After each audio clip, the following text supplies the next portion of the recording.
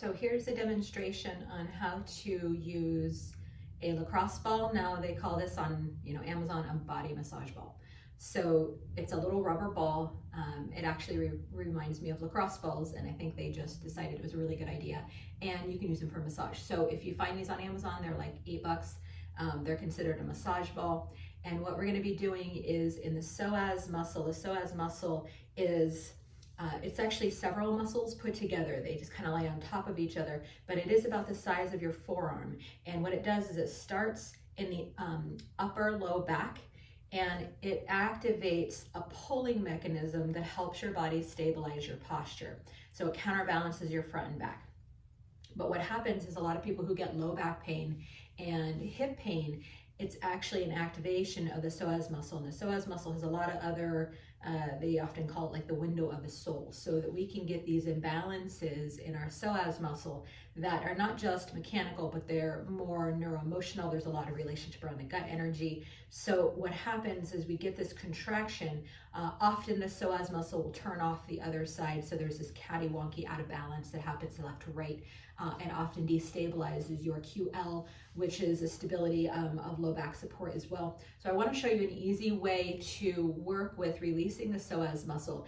And the quickest way to find it is you're going to go and you're going to find your belly button, and then there's a bone in the front. This is called your hip pointer. This is a part of your hip bone. And if you point 2 and 2, there is this diagonal line here. And the psoas muscle, if you take your hands and wrap it around your hip bones, you'll find that you dig in right to that psoas muscle. And the psoas muscle angles this way. So it starts in the front of your TPs, your upper low back, and then it runs diagonally, and it actually goes into the inside of your upper thigh bone. So this is your femoral bone, and there's a little nodule in there called lower trochanter where the insertion of the psoas muscle happens. So there can be tenderness there, and then there can be pulling there. And because it just crosses 2 joints, it's a really large muscle that activates stability. So the quickest way to do this, and you'll find out when you lay on it, so you're going to find your belly button and your hip pointer, you're going to kind of come the diagonal, and you're going to stick that little massage ball there. When you lay on this, you will know when you find the right spot, because it will indicate by that tension. So what it looks like is you're going to demonstrate, I'm going to demonstrate on the floor, and you're going to find a comfortable position, and you're going to find that spot, that diagonal, and you're just going to lay on it. And you're going to find that when you lay on it, all of a sudden you're going to hit the spot. And then you're just going to set a relaxation intention, and you're just going to breathe. So I like to say, instead of counting, I want you to breathe about 6 to 10 breaths.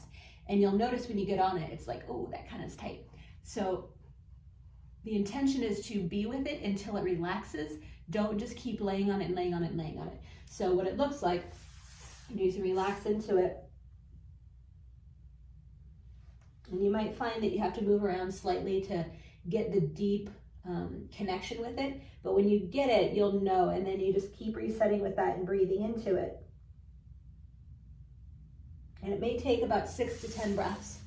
And then when you come up, you just unravel, come back. And you'll find that usually there's one side more tight than the other. For me, I have definitely my left side, not so much my right side.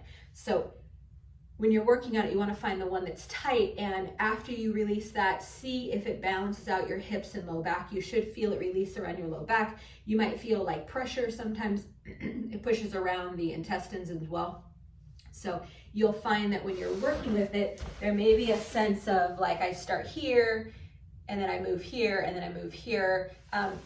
It's really a little bit harder to get it here when you're laying on the ground, but I say with the laying on the ground posture, you can really get the upper body of it, and that should create a lot of release into your low back and upper hip area. So try that out. Enjoy.